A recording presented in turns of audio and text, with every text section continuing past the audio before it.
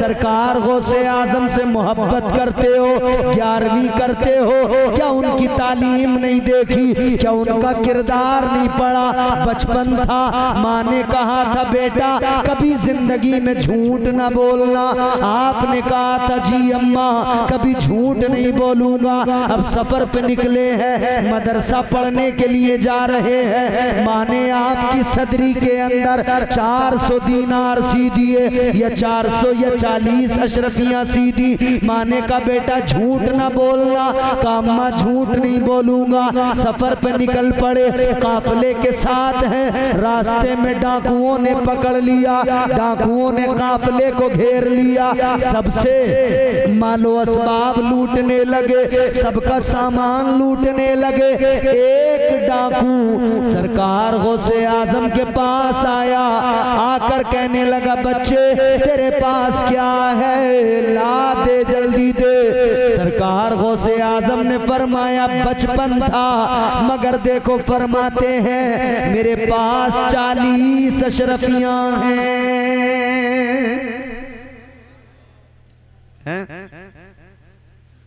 बचपन था मगर माँ ने तरबियत दी थी बेटा झूठ मत बोलना, झूठ मत बोलना। तो आपने कहा मेरे पास 40 अशरफियां हैं। डाकू को लगा बच्चा है वैसे ही कर रहा है मुझसे, उसे यकीन ही नहीं आया, चला गया। दूसरा आया, उसने पूछा, उसने जाके सरदार को बताया कि एक बच्चा है। डाकुओं का सरदार आया, सरदार आकर कहने लगा ऐ बच्चे बताओ क्या है तुम्हारे पास? कहने लगा, डाकुओं का सरदार कहता क्या है तुम्हारे पास? आपने फरमाया 40 अशरफियां हैं। कहाँ हैं? फरमाने लगे सदरी के अंदर सिली हुई हैं। सदरी को उतारा गया, इमाम साहब सदरी को उतारा गया, फाड़ के देखा गया, अंदर 40 अशरफियां निकली। डाकुओं के सरदार की आंखों में आंसू आ गए। कहने लगा बेटा तू चाहता तो इन्हें बचा लेता, झूठ बोलना था बस तुझे, तूने झूठ क्यों नहीं बोला, सच क्यों बताया? सरकार गौसे आजम ने फरमाया मैंने घर से निकलते हुए अपनी माँ से वादा किया था, मेरी माँ ने मुझसे कहा था बेटा झूठ नहीं बोलना, तो मैं झूठ कैसे बोलता? माँ से वादा करके आया था। डाकुओं के सरदार की आंखों में आंसू आए, कहने लगा एक तू है बच्चे, माँ से वादा किया है झूठ नहीं बोलूंगा, तो तू झूठ नहीं बोल रहा, और एक मैं हूँ, मैंने भी अपने रब से वादा तो कर लिया, ऐ अल्लाह मैं तेरी इताअत करूंगा, तेरे महबूब की इताअत करूंगा, मगर मैं डकैती करने लगा, इताअत से दूर हो गया, फर्मा बरदारी से दूर हो गया, नाफरमान बन गया। आंखों में आंसू आए और रो के कहने लगा बस हो गया, आज ये आखिरी डकैती थी, सबका सामान वापस करता हूँ, आज से ही तौबा करता हूँ। ऐ बच्चे मेरा दिल बदल गया, तेरे किरदार ने मेरी जिंदगी बदल दी। डाकुओं के सरदार ने उसी वक्त तौबा कर ली, तौबा कर ली उसी वक्त, और अपने साथियों से गैंग वालों से कहा कि तुम्हें जो करना हो करो, मैंने तो कर ली तौबा। तो गैंग वाले कहने लगे ऐ हमारे सरदार जब आपने तौबा कर ली तो हम क्यों पीछे रहे? जब डकैतियों में तुम्हारे साथ थे तो तौबा में भी तुम्हारे साथ रहेंगे। ऐ लोगों, सारे डाकुओं ने तौबा की और अल्लाह ताला की बारगाह में रोए। अल्लाह ने फिर उन्हें इज्जत फरिश्तों से नवाजा। सरकार गौसे आजम के सच बोलने की बरकत और करामत का ये असर कि अल्लाह ताला ने वो जो डाकू थे उन्हें अल्लाह ने मनसबे विलायत अता फरमा दिया। परवरदिगारे आलम खालिक़े कायनात रब्बे लम यज़ल व ला यज़ाल। क्या है, रोज यही काम है बाबूजी, माइक पे बोलते हैं यार, ये गड़बड़ ना करो। परवरदिगारे आलम खालिक़े कायनात रब्बे लम यज़ल व ला यज़ाल ने कुरान मजीद में ऐलान फरमाया, क़द अफ़लह मन ज़क्काहा।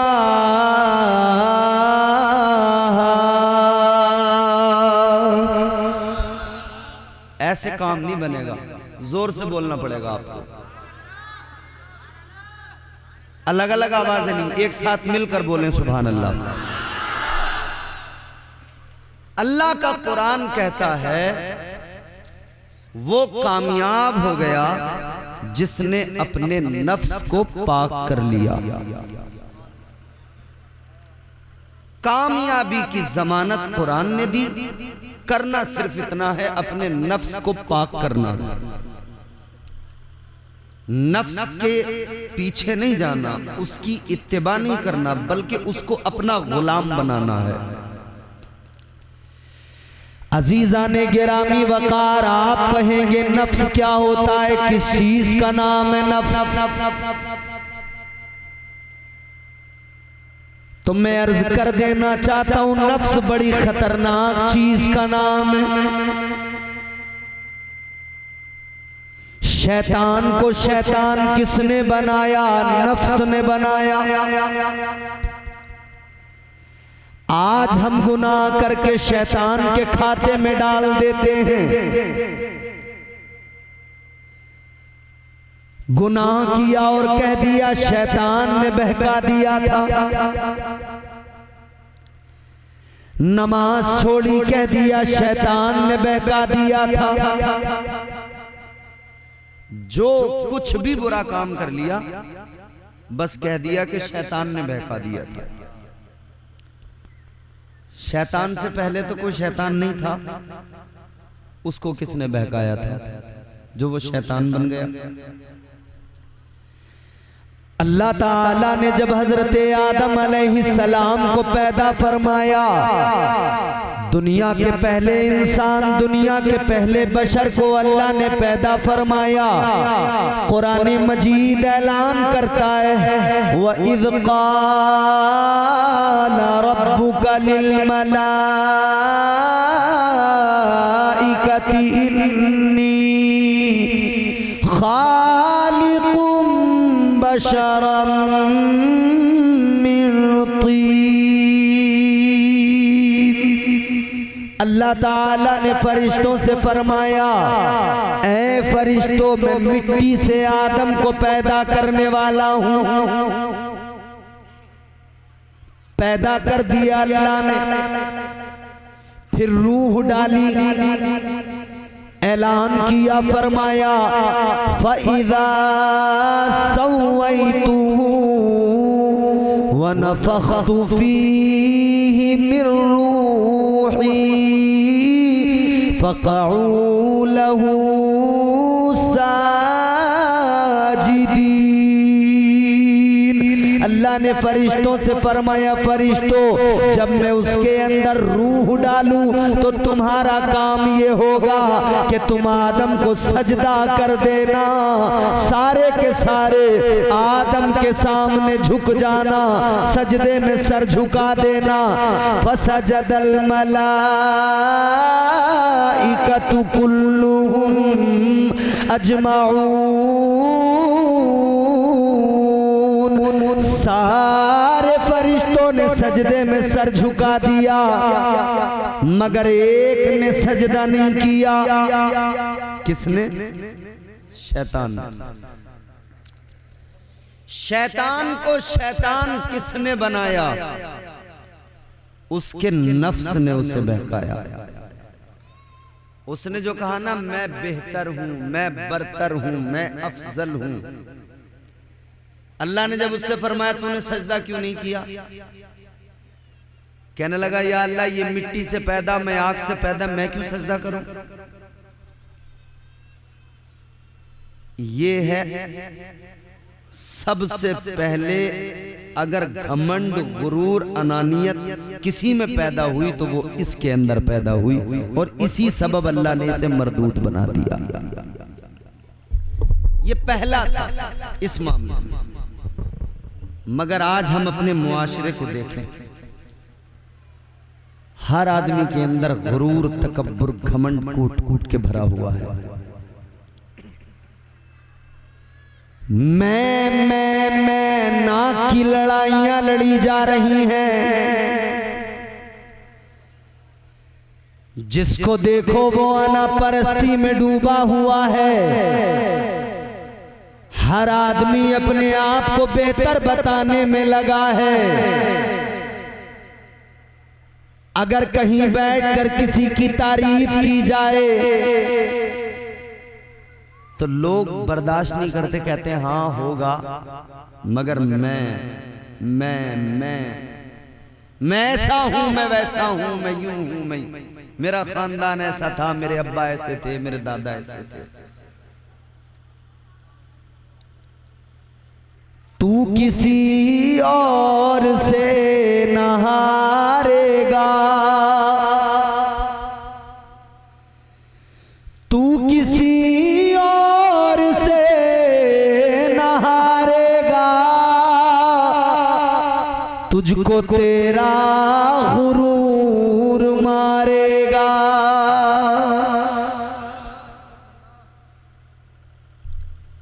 पहला इंसान गुरूर, पहला जो गुरूर जिसके अंदर आया, तकब्बुर आया, वो शैतान था। और वो शैतान मरदूदे बारगाह हो गया, अल्लाह ने उसे निकाल दिया, मरदूद बना दिया। अब मैं आपसे एक सवाल करता हूं, बड़ा सीधा साधा। ए बच्चों बैठो, नीचे बैठो। सीधा साधा सवाल है। शैतान ने अल्लाह का हुक्म नहीं माना, हजरत आदम को सजदा नहीं किया, यही तो जुर्म था उसका। गोट वालों, नौजवानों, बुजुर्गों, मुझे ईमानदारी से बताओ, क्या शैतान ने शराब पी? बोलो। क्या शैतान ने जुआ खेला? क्या शैतान ने डांस किया? क्या शैतान ने कोई कव्वाली का मुकाबला किया? क्या किया उसने? बस अल्लाह का हुक्म नहीं माना, सजदा नहीं किया। एक नाफरमानी, सजदा नहीं किया, अल्लाह ने मरदूद बना दिया, लानत का तौक गले में डाल दिया। ऐ गोट वालों, अब जरा अपने गिरेबान में झांक कर देखने की जरूरत है। एक नाफरमानी के सबब अल्लाह ने उसे मरदूद बना दिया। यहाँ तो हम सुबह से लेकर रात तक कितनी नाफरमानियां करते हैं, झूठ भी बोलते हैं, गीबत भी करते हैं, चुगलियां भी करते हैं, हसद भी हमारे दिलों में, कीना भी हमारे दिलों में, बुग़्ज़ भी हमारे दिलों में, इतनी खराबियां हमारे अंदर, इतनी बुराइयां हमारे अंदर। शराब हम पी रहे हैं, जुआ हमारे लोग खेल रहे हैं, हर जगह बुराई की जगह पर आज हमारे लोग नजर आ रहे हैं। लोगों, आमाल तो ऐसे हैं, अगर परवरदिगार अदल से काम ले ले तो जान लेना चाहिए बहुत बड़ी दुश्वारी हो जाए, बहुत बड़ी दिक्कत हो जाए। मगर ये तो अल्लाह का करम है, ये तो मदीने वाले आका का सदका है कि अल्लाह का अजाब नहीं आता है। ये तो ताजदारे मदीना का सदका है कि अभी तक बचे हुए हैं। ऐ लोगों, आमाल तो ऐसे हैं कि पत्थरों की बारिश हो जाए, मगर मुस्तफा का सदका ताजदारे मदीना की गुलामी ने बचा रखा है। कोई है और दूसरा तरीका बचने का अगर हुजूर ना हो तो? हरगिज़ नहीं। मगर हम लड़ रहे हैं नाक की लड़ाइयां। हमसे बड़ा खां साहब कौन है, हमसे बड़ा चौधरी कौन है? जब तक हम मैं अनानियत की बात करते रहेंगे, समझ लो हमारा काम खराब।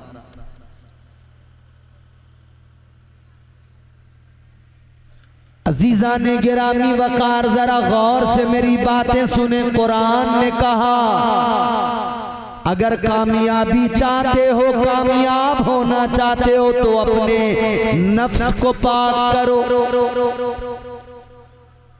कैसे होगा पाक नफ्स? हमारे बुजुर्गों ने 3 बातें बताई। तवज्जो है आपकी? सूफिया ने, हमारे बुजुर्गों ने 3 बातें बयान फरमाई नफ्स को काबू में करने के लिए, नफ्स को पाक करने के लिए। पहली चीज कम खाना, क्या? दूसरा कम सोना, तीसरा कम बोलना। और ये तीनों चीजें ऐसी हैं, हमारी सारी तवज्जो खाने पे ही तो है। बस पता लग जाए रेस्टोरेंट कहाँ खुला है नया, तो ये अपाचे उठा उठा के नौजवान पल्सर उठा उठा के ऐसे भागते हैं। हजरत अरे कि नवाब के यहाँ चलेंगे, आज नवाब के यहाँ महाराजा थाली खा के आएंगे। पता लग जाना चाहिए बस, फला जगह चिकन चंगेजी अच्छा मिलता है, फला जगह जो है कबाब अच्छे मिलते हैं। खाने पे इतना फोकस है, इतना फोकस है। जब यहां तक भर भर के खा लेते हैं ना, तो इतना खाने के बाद में फिर क्या हो रहा है? सुस्ती पैदा हो जाती है। फिर ना नमाज को दिल करता, ना कुरान पढ़ने को दिल करता। फिर तो बस बिस्तर पे फैल गया, सांस नहीं आ रहे, हाय फाए हाय फाए, और बिस्तर पे फैल के बस एक ही काम है कि मोबाइल में कुछ न कुछ अपने देखने लगा। ये ज्यादा खाने का तो नुकसान है। और अगर नमाज भी पढ़ने खड़ा हो जाए ज्यादा खा के, तो फिर क्या होगा? भागते भागते मस्जिद में जा, मतलब पहुंचा और इतना भरा हुआ तो सांस तो आ नहीं रहा ठीक से। वहां पहुंच के अल्लाहू अकबर, अल्हम्दुलिल्लाह रब्बिल आलमीन, अर्रहमानिर्रहीम मालिक यौमिद्दीन, सांस ही नहीं आ रहा ठीक से, खा इतना लिया। तो इस इबादत में कोई सुकून मिलेगा? कोई लुत्फ आएगा? नहीं आएगा। बुजुर्गों ने फरमाया कम खाओ, कम खाओ, कम खाओ और गम खाओ, फायदे में रहोगे। कम खाने वाला जिस्मानी तौर पर भी उसकी सेहत बेहतर रहती है, बीमारियों से बचा रहता है। और कम खाने वाला, उसके अंदर चुस्ती होती है, तेजी होती है, थकता नहीं, काम अपने आसानी से करता है। कम खाने वाला इबादत में भी इबादत को सलीके से करता है, नमाजें करीने से पढ़ता है। कम खाने वाला हमेशा फायदे में रहता है, ज्यादा खाने वाला हमेशा नुकसान में रहता है। जिस्मानी तौर पर भी नुकसान होता है, इबादतों में भी दिल नहीं लगता है, इबादतों में भी सुरूर नहीं मिलता, लज्जतें नहीं आती। तो बुजुर्गों ने फरमाया अपने नफ्स को काबू में करना है तो पहला नुस्खा ये कि कम खाओ। क्या? मगर हमारी कौम का फोकस खाने पे ऐसा है, अभी शादी किसी की होती हो, शादियों में जाकर देखो, हलीम भी चल रहा है, कबाब भी चल रहे हैं, नहारी भी चल रही है, मियाँ कोरमा भी चल रहा है। 2-2, 3-3 रंग के कोरमे, ये लाल वाला, ये पीला वाला, ये सफेद वाला।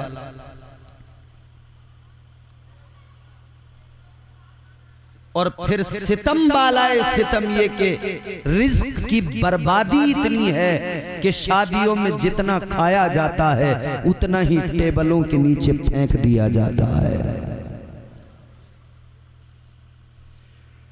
अपने रिज्क को जो अल्लाह ने अता किया बर्बाद न किया करो, टेबलों के नीचे न फेंका करो।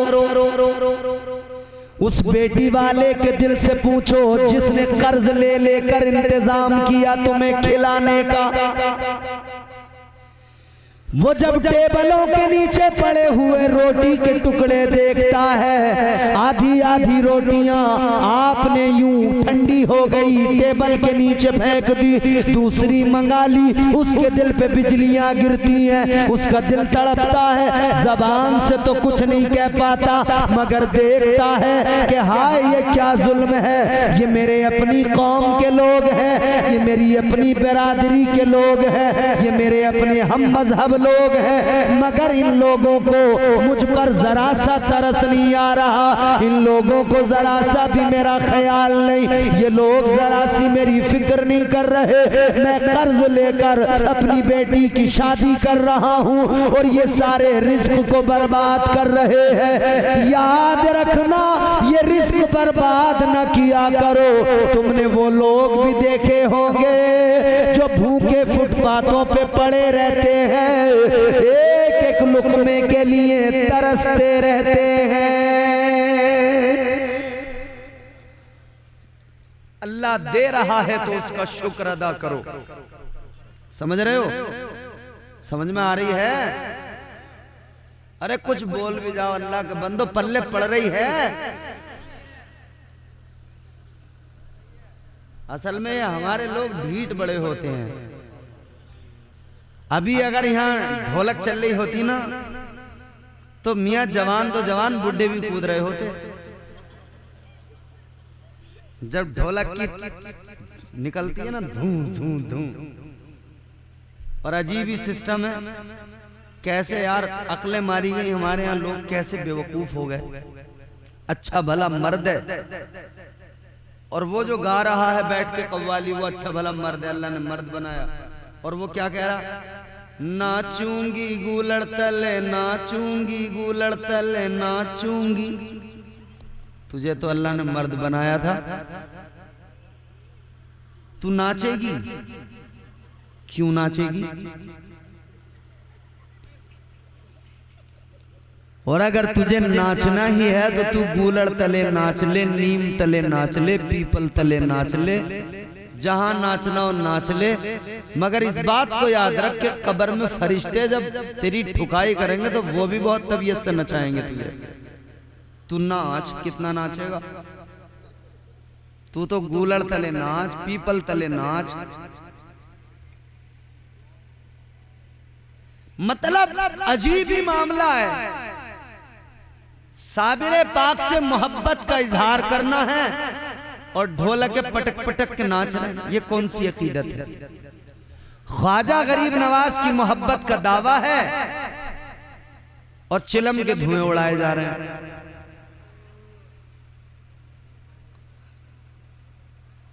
और वो झबड़े झबड़े कव्वाल बैठ के ख्वाजा का मेला आरेला, अपन अजमेर जा रेला, क्या करने? तो वो उसने कवाली में कहा ना, बोले वो चिलम के धुएं उड़ाएंगे, चिलम के धुएं उड़ाने जा रहा अजमेर। होश में आओ मुसलमानों, होश में आओ, अल्लाह ताला ने तुम्हें चिलम के धुएं उड़ाने दुनिया में नहीं भेजा। अल्लाह ने तुम्हें अपनी इबादत के लिए दुनिया में भेजा है। इबादत के लिए अल्लाह ने पैदा किया, तुम लग गए दूसरे कामों में। तो हमारे यहाँ लोग बड़े बस, तो ये भी नफ्स का चक्कर है। ये जो मजा चाहिए ना इंसान को, नाचना गाना झूमना थिरकना मजा, ये असल क्या है मामला? इसका नफ्स उकसाता है कि ऐसा करो, नाचो गाओ झूमो थिरको। क्या जमाना आ गया संजीदगी खतरे में है, खुद नुमाई का चलन है सादगी खतरे में है, सर छुपाती फिर रही है आबरू इस दौर में, या इलाही कर मदद पाकीज़गी खतरे में है। जब से कम ज़र्फ़ों की आमद में कदे में हो गई, रो रहे हैं जामो मीना मैं कशी खतरे में है।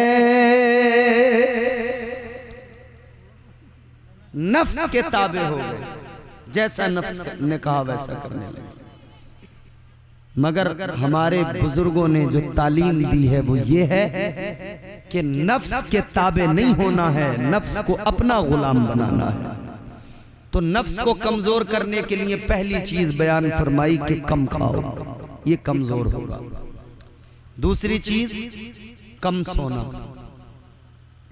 कम सोना। अब तो हालात बदल गए, सिस्टम बदल गया, सारा मामला बदल गया। अब तो हमारे नौजवान रात को सोते नहीं, दिन में उठते नहीं। जब रामपुर दौराहे से मुरादाबाद की तरफ चलोगे, जामा मस्जिद वाले रास्ते पर कई सारे होटल रात में 2-2, 3-3 बजे तक हमने देखा खुले हुए, और रात भर लोग होटलों पे चाय की चुस्कियां ले रहे हैं।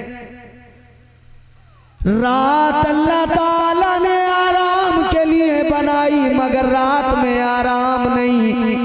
दिन अल्लाह ने काम के लिए बनाया, तो 12-12 बजे तक बिस्तरों पे पड़े हैं, उठने का नाम नहीं ले रहे।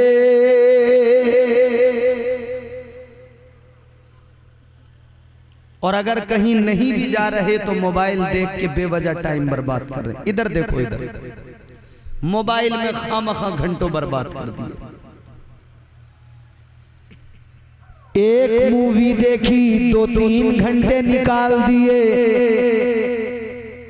फिर दिल नहीं माना दूसरी मूवी लगा दी, फिर 2-3 घंटे निकाल दिए।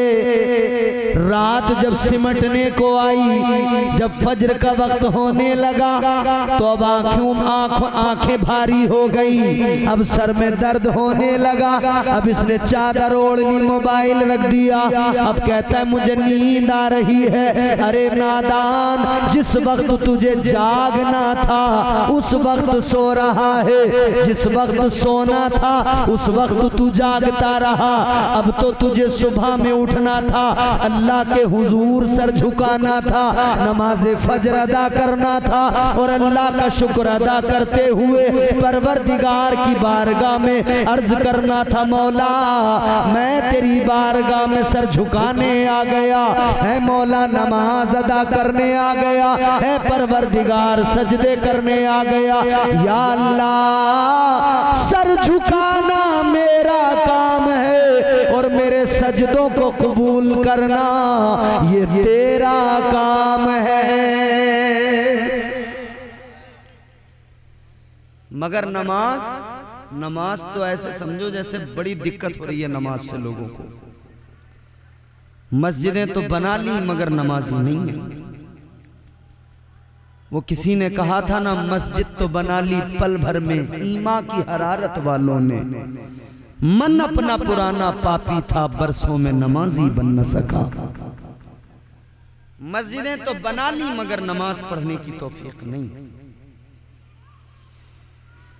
ये है अल्लाह का फरमान, नमाजी हो जा। बोल दीजिए सुभान अल्लाह। ये है अल्लाह का फरमान, नमाजी हो जा। ये है अल्लाह का फरमान, नमाजी हो जा। गर है कुरान पे ईमान, नमाजी हो जा।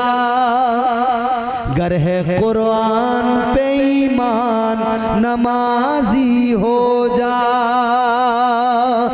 दिल में रखता है तू अरमान न जाने कितने, दिल में रखता है तू अरमान न जाने कितने, दिल में रखता है तू अरमान न जाने कितने, पूरे हो जाएंगे अरमान नमाजी हो जा, पूरे हो जाएंगे अरमान नमाजी हो जा।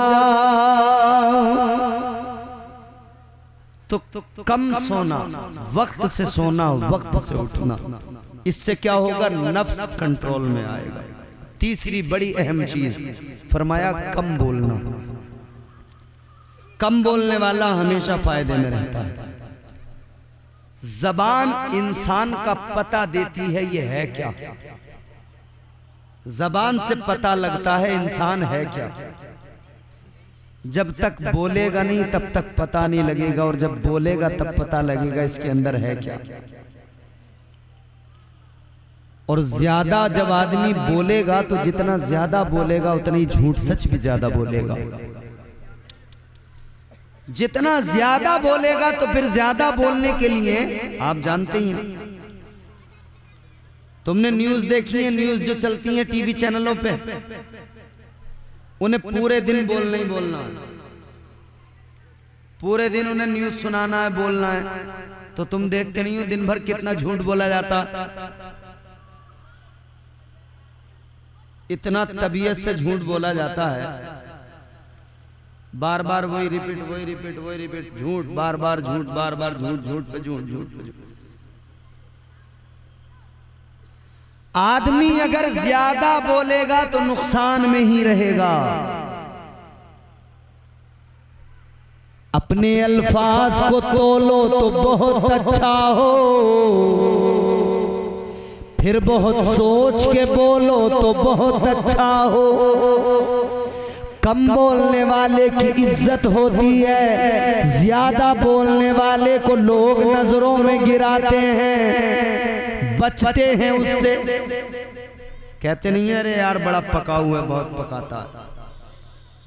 एक बार अगर कोई फंस गया दोबारा वो भागता है, बोले यार ये बहुत पकाता है, छोड़ता नहीं। आधा आधा घंटा, एक एक घंटा, बोले ये।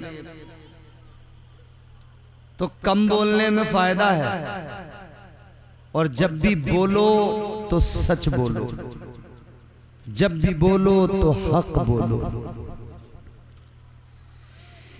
तीन चीजें हैं जिनसे नफ्स काबू में आता है, नफ्स पाक होता है।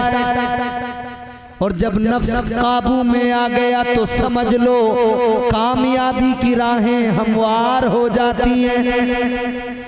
आप समझते हो कामयाबी फ्रॉड करके मिलेगी, लोग समझ रहे हैं कामयाबी चालाकी से मिलेगी। लोग समझ रहे हैं कामयाब बनने के लिए चालाकी जरूरी है, फ्रॉड करना जरूरी है, चीटिंग बाजी जरूरी है। कितने लोगों को हमने कहते सुना, अरे कि भाई ऐसे कामयाब नहीं होते। थोड़ा बहुत करना पड़ता भाई, झूठ सच बोलना पड़ता। दुकान चलाने वाला कह रहा है कि साहब अगर सच बोलने लगेंगे तो कारोबार ही नहीं चलेगा। तू 1500 साल के बाद में कहता है झूठ नहीं बोलूंगा तो कारोबार नहीं चलेगा।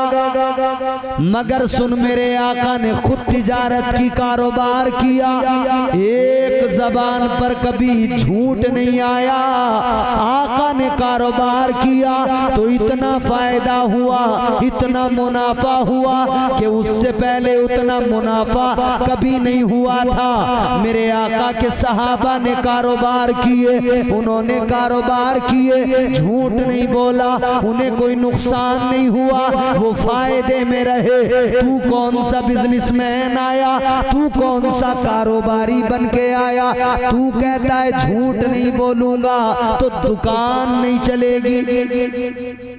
तूने अपनी सोच वैसी बना ली, तेरी मेंटलिटी सेट हो गई। तुझे लगता है कि जब तक झूठ नहीं बोलूंगा बात नहीं बनेगी, मेरा काम नहीं चलेगा। और झूठ भी वो बला का झूठ। फेरी वाला भी जो आता है ना गांव में,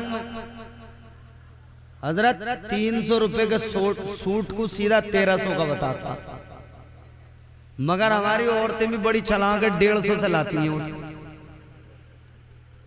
बोले भैया इसमें क्या है, तो अच्छा थोड़ी है ये, 150 रुपए के बतेरे मिल रहे हैं। वो कहेगा ना ना ना 150 का नहीं है, अरे ये बहुत अच्छा सूट है, ये ऐसा वैसा। वो धीरे धीरे नीचे आएगा, ये धीरे धीरे ऊपर बढ़ेगी। वो 1300 से 1000 पे आएगा, फिर 800 पे, फिर 700 पे, फिर 500 पे, आते आते वो भी 300 पे रुकेगा, ये भी 300 पे रुकेगा। इसे भी पता है इसे यहाँ रोकना है, और उसे भी पता है मुझे वहीं जाकर रुकना है, मगर झूठ जरूर बोलो। और औरत फिर चालाक बनती है, उल्टा सीधा लेके दरवाजे पे, और फिर चालाक इतनी बनेगी, आदमी को तो बेवकूफ समझ रही हूं, कह रही है इसके अब्बू से तो कपड़े लेने ना आते। कपड़े मर्द पहनेगा मगर खरीद के औरत ला रही है, और चालाक इतनी बन रही है कि इसके अब्बू से तो कपड़े लेने ही ना आते। सीधे कतई सीधे हैं इसके अब्बू तो।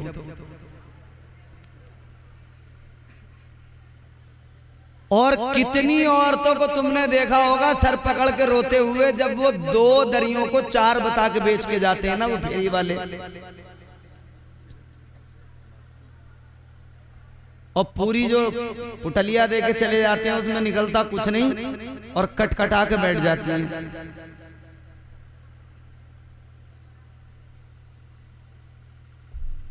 आदमी अल्लाह ताला ने ये मर्द को इख्तियार दिया कि वो जाए बाजार में, वो कपड़ा खरीद के लाए, वो जरूरत के सामान खरीद के लाए। मगर अब मार्केटों में अगर कोई आदमी चला जाए कपड़ा लेने तो उसे शर्म आती है। वो वहां पे सारी औरतें जो होती हैं, टाउन हॉल पे चले जाओ सारी औरतें मिलेंगी। तो मौलाना सरताज जैसा आदमी अगर चला गया तो वो खुद ही अपना वहां से भाग के आ जाएगा, बोले भाई यहाँ हमारा काम नहीं। क्यों हजरत? याद रखना मेरे आका ने फरमाया अल्लाह के नजदीक सबसे बदतरीन जगह बाजार है। अल्लाह ताला के नजदीक सबसे प्यारी जगह मस्जिद है। तो जो सबसे बदतरीन जगह है वो बाजार है, और हमने बदतरीन जगह पे अपने घरों की औरतों को बिल्कुल खुली इजाजत दे के भेज दिया, जाओ। और शादी की शॉपिंग जब होती है ना तो गाड़ी भर के लेके जाते हैं औरतों को, और ये मर्द बेवकूफ बावले पैसे रख के लेके जाएंगे गाड़ी में, औरतों को भरा। टाउन हॉल से शॉपिंग करनी है तो कहीं पीछे जहां पार्किंग की जगह देखेंगे वहां गाड़ी लगा के कह देंगे अब तुम चली जाओ, पसंद वसंद करके फोन कर दियो, हम पैसे देने आ जाएंगे। बताइए इंसान, अल्लाह ने मर्द को कितना अक्लमंद बनाया, मगर 4-4 फुटी औरत ने ऐसा बेवकूफ बना दिया इसे। अच्छे भले मर्द को बेवकूफ बना दिया। याद रखो अजीजों, मुआशरे को बेहतर करो, अपने किरदार को बदलने की जरूरत है। बाजार में शैतान और उसके चेले हमेशा मौजूद रहते हैं। औरतों को बाजार न भेजा करो, खुद जाओ, जरूरत के सामान खुद खरीद के लाओ, और झूठ सच के बाजार न लगाओ। तिजारत करो तो सच बोल के करो, कारोबार करो तो सच बोल के करो, खरीदारी करने जाओ तब भी सच बोलो। अगर तुम्हारा कारोबार है, तुम कुछ बेच रहे हो, तब भी सच बोलो, हर हाल में सच बोलो। तो कम बोलो, जितना बोलो उतना जितने की जरूरत हो, और हमेशा सच बोलो। 3 बातें गांठ बांधो, कम बोलना, कम खाना, कम सोना। और एक और अहम बात मेरी सुनिए, नफ्स जिद्दी होता है। क्या? इतनी आसानी से काबू में थोड़ी आ जाता है, जिद्दी होता है, जिद्दी। महबूबे इलाही हजरत सरकार निजामुद्दीन औलिया, बहुत बड़े बुजुर्ग, बहुत बड़े अल्लाह के वली, दिल्ली में आपका आस्थाना मर्ज़े खलाइक है। सरकार महबूबे इलाही हजरत निजामुद्दीन औलिया एक मर्तबा बीमार हो गए, तबीयत खराब हो गई, और इतनी तबीयत खराब हुई कि आपको दौरे पड़ने लगे। मुरीद परेशान, क्या करें, किसे दिखाएं। किसी मुरीद ने आके बताया कि हुजूर एक शख्स है, बहुत बड़ा जानकार है, और उसकी सलाहियत ये है कि वो मरीज का मर्ज खींच लेता है, बीमार की बीमारी को खींच लेता है। जब उस पे वो गौर करता है, गौर व फिक्र करता है, तो वो जान लेता है इसे क्या बीमारी है, और उस बीमारी को खींच लेता है।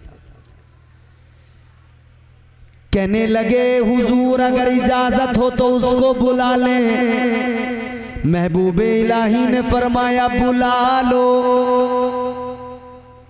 कहने लगे मसला यह है, बुला तो ले हुजूर, मगर वो गैर मुस्लिम है, एक संत है, जोगी है।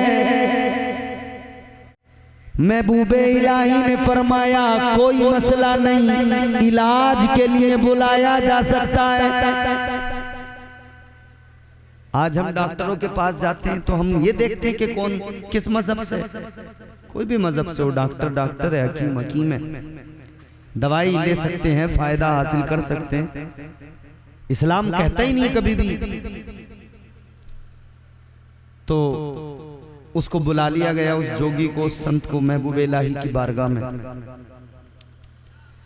सरकार महबूबे इलाही ने फरमाया देखो जरा मुझे क्या बात है, क्या बीमारी है। उसने कहा हुजूर अभी पता लगाता हूं। उसने जब गौर खौस किया, कहता है मैं आपके अंदर झांक के देखूंगा, गौर खौस करूंगा, मुझे पता लग जाएगा। महबूबे इलाही ने फरमाया देखो। देखने लगा, इसने आंखें बंद की और गौर व फिक्र करने लगा, देखने लगा, देख दाख के फिर ये जब फारिग हुआ तो कहने लगा हुजूर मैंने आपको पूरा अंदर से देख लिया। अब समझ लो ऐसे देख लिया जैसे अब ये मशीनें नहीं देखती हैं एक्सरे वाली, अंदर हड्डी टूटी हुई है, एक्सरे की मशीन बताती है कि नहीं अंदर हड्डी टूटी है। अल्ट्रासाउंड की मशीन बताती है नहीं बताती है कि अंदर किडनी के अंदर स्टोन है, पथरी है, कितने एमएम की है वो भी पता लगता है। पित्ते के अंदर पथरी है, कितने एमएम की है पता लगता है नहीं। टेक्नोलॉजी, जब ये टेक्नोलॉजी बता सकती है तो फिर अल्लाह ताला जिसे नवाज दे और ये सलाहियत दे दे वो भी पता लगा सकता है। अब यहाँ काबिल गौर बात जो मैं आपकी खिदमत में रखना चाहता हूँ, बहुत तवज्जो से सुनिए। गैर मुस्लिम था, जोगी था, मगर महबूबे इलाही के बातिन पे नजर डाल रहा है। आप कहेंगे कैसे हो सकता है ये? यही सवाल महबूबे इलाही हजरत निजामुद्दीन औलिया ने भी उससे फरमाया था। अजीजा ने गिरामी वकार जरा गौर फरमाइए। महबूबे इलाही को जब इसने देख लिया, गौर व फिक्र कर लिया, तो महबूबे इलाही ने फरमाया बताओ तुमने क्या देखा। कहने लगा हुजूर मैंने आपको जब गौर से पूरी तवज्जो से देखा तो मैंने ये पाया आपके दिल पर एक काले रंग का धब्बा है। क्या है? काले रंग का, बोलो, दिल पर काले रंग का धब्बा। ताजदार मदीना वाली ये कायनात मुस्तफ़ा जाने रहमत के प्यारे दीवानों, कहने लगा दिल पर काले रंग का धब्बा है। महबूबे इलाही ने फरमाया, ऐ जोगी, ऐ महात्मा संत, ये बता तुझे ये सलाहियत कैसे मिली, ये तुझे कैसे इल्म मिला कि तू लोगों के अंदर देख लेता है कि मामला क्या है, ये कैसे तुझे मिल गया। अब बात बहुत बड़ी है और मेरी गुफ्तगू का लुब्बे लुबाब है, आखिरी बातें हैं, गौर से सुनिए। गैर मुस्लिम है, ईमान नहीं दिल के अंदर, मगर कहने लगा हुजूर ये जो सलाहियत मुझे मिली है ये इस वजह से मिली है कि मैं हमेशा अपने नफ्स के खिलाफ काम करता हूं। मैं अपने नफ्स के खिलाफ काम करता हूं। मेरा नफ्स कहता है खाना खा, मैं इसे भूखा रखता हूं। मेरा नफ्स कहता है सोना है, मैं इसे जगा के रखता हूं। मेरा नफ्स मुझसे जिस काम को कहता है मैं उसके मुखालिफ ही करता हूं। ऐ लोगों, दिल में ईमान तो नहीं है मगर नफ्स की मुखालिफत करता है, नफ्स के खिलाफ काम करता है, नफ्स को काबू में कर लिया है, नफ्स को हमेशा उसकी मर्जी के खिलाफ ही करता है। तो अल्लाह ताला ने नफ्स के खिलाफ जंग करने की बदौलत एक गैर मुस्लिम को भी ये सलाहियत अता कर दी कि वो लोगों के अंदर नजर डाल के देख लेता है अंदर मामला क्या है। अब महबूबे इलाही ने फरमाया, तूने मेरे दिल के अंदर काला धब्बा देखा? कहने लगा, जी हुजूर, दिल के अंदर काला धब्बा देखा। अल्लाहु अकबर कबीरा। अजीजा ने गिरामी वकार सरकार महबूबे इलाही ने फरमाया, तू हमेशा अपने नफ्स के खिलाफ काम करता है, तू हमेशा अपने नफ्स के खिलाफ चलता है। जो तेरा नफ्स कहे वो नहीं करता, जिसको तेरा नफ्स मना करे उस काम को किया करता है। कहने लगा, हुजूर यही बात है। सरकार महबूबे इलाही हजरत निजामुद्दीन औलिया ने फरमाया, तो सुन ले, मैं तुझे एक कलमा सुनाता हूँ, एक कलमा बताता हूँ। आपने पढ़कर सुनाया, ला इलाहा इल्लल्लाह मुहम्मदुर रसूलुल्लाह। फरमाने लगे, ये कलमा है। अब जरा देख तेरा नफ्स तुझे क्या कहता है, इस कलमे को पढ़ने के लिए कहता है या पढ़ने से मना करता है। जरा देख अब तेरा नफ्स क्या कहेगा, तेरा नफ्स क्या फैसला करेगा। अल्लाहु अकबर कबीरा। ये थोड़ी देर खामोश रहा, उसके बाद में कहने लगा, हुजूर मेरा नफ्स इस कलमे को पढ़ने से मना कर रहा है, इनकार कर रहा है। महबूबे इलाही ने फरमाया, मगर तू तो अपने नफ्स के खिलाफ काम करता है, जिसको तेरा नफ्स मना करता है तू वही काम किया करता है। कहने लगा, हुजूर बात तो यही है। महबूबे इलाही फरमाते हैं, अब बता इस सिचुएशन में तू क्या करेगा। तो कहने लगा, हुजूर मेरा नफ्स कलमा पढ़ने से रोक रहा है, मैं ये कलमा पढ़ूंगा। अब जोगी पढ़ने लगा, ला इलाहा इल्लल्लाह मुहम्मदुर रसूलुल्लाह। कलमा इसने पढ़ लिया। अब महबूबे इलाही ने फरमाया, अब जरा दोबारा मेरी तरफ नजर डाल, दोबारा गौर खौफ से मुझे देख, देख जरा क्या नजर आता है। इसने दोबारा तवज्जो की, इसने दोबारा नजर डाली। दोबारा जब गौर खौफ किया तो कहने लगा, हुजूर अब वो दिल के अंदर जो धब्बा था अब नहीं रहा, अब वो धब्बा हट गया, अब वो धब्बा मिट गया, दिल एकदम साफ हो गया।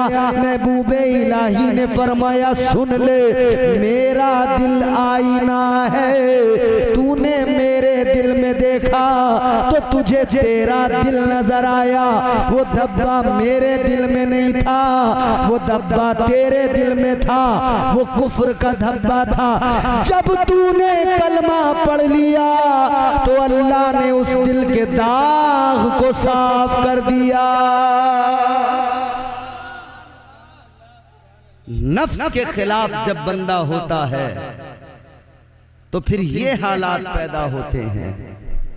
ईमान को भी इस्तिकामत मिलती है। बंदा साहिब ईमान न हो तो ईमान की दौलत मिलती है, साहिब ईमान है तो ईमान को तक़वियत मिलती है। और फिर अल्लाह ताला का करम होता है, नफ्स के खिलाफ जंग करने वाला कामयाब होता है, अल्लाह ताला उसे अपना कुर्ब अता फरमाता है, परवरदिगार उसे अपनी बारगाह में मकबूलियत अता फरमाता है। पैगाम सिर्फ इतना है, नफ्स तमाम बुराइयों की जड़ है, नफ्से अम्मारा हमेशा गुनाहों की तरफ लेके जाता है। इसको काबू में कीजिए और काबू में करने का तरीका वही इबादतों से काबू में आएगा, सजदों से काबू में आएगा, रोजे रख कर काबू में आएगा, अल्लाह का जिक्र करने से काबू में आएगा। इसको काबू में कर लिया तो फिर बुराइयां खुद ब खुद दूर होती जाएंगी। झूठ बोलने वाला सच्चा बन जाएगा, चोरी करने वाला चोरियां छोड़ देगा, शराब पीने वाला शराब छोड़ देगा। ये नफ्स ही तो है जो कहता है चल शराब पिएंगे, शराब के अड्डे पे लेके जाता है। ये नफ्स ही तो है जो कहता है झूठ बोल दे कुछ नहीं होता। ये नफ्स ही तो है जो बंदे को बुराइयों पर आमादा करता है। ये नफ्स ही तो है जो बंदे को गुनाहों की तरफ लेके जाता है। ये नफ्स ही तो है, हर खराबी की जड़ है, हर फसाद की जड़ है। इसे अगर काबू में कर लिया, नफ्स अपनी मंजिल तय करेगा, नफ्स अपनी मंजिल से आगे बढ़ेगा। ये नफ्स अम्मारा फिर नफ्स लव्वामा बन जाता है, नफ्स अपनी मंजिल तय करता है। फिर जब इसे पाक कर लिया जाता है तो ये नफ्स मुतमइन्ना बन जाता है। और जब ये नफ्स मुतमइन्ना बनता है तो इसका हाल ये होता है, जब ये रब की तरफ वापस लौट के जाता है तो अल्लाह फरमाता है आने वाले इस हाल में आ कि तुझे इत्मीनान मिले, तू मुझसे राजी हो, मैं तुझसे राजी हूँ। नफ्स को काबू में कीजिए, बुराइयां खत्म होंगी। नफ्स को काबू में कीजिए, समाज के अंदर मुआशरा खुद ब खुद बेहतर होता जाएगा। इस्लाह मुआशरा का यही पैगाम है। पहले अपने अंदर झांक कर देखो, दूसरों के ऐबों पे नजर बाद में डाल मेरे भाई, पहले अपनी खामियों पे नजर डाल, पहले अपने गिरेबान में झांक। अल्लाह ताला हम सबको नेक अमल की तौफीक अता फरमाए, इस महफिल पाक को परवरदिगार कबूल फरमाए। बतकाज़े बशरियत जो भी मुझसे गलतियां हुई हो दौरान गुफ्तगू, अल्लाह ताला उन तमाम अगलात को मुआफ़ फरमाए। अस्तग़फिरुल्लाह रब्बी मिन कुल्लि ज़ंबिन व अतूबु इलैह। कलमा शरीफ बुलंद आवाज़ से पढ़िए, ला इलाहा इल्लल्लाहु मुहम्मदुर रसूलुल्लाह सल्लल्लाहु अलैहि वसल्लम व मा अलैना इल्लल बलाग। अस्सलामु अलैकुम व रहमतुल्लाह।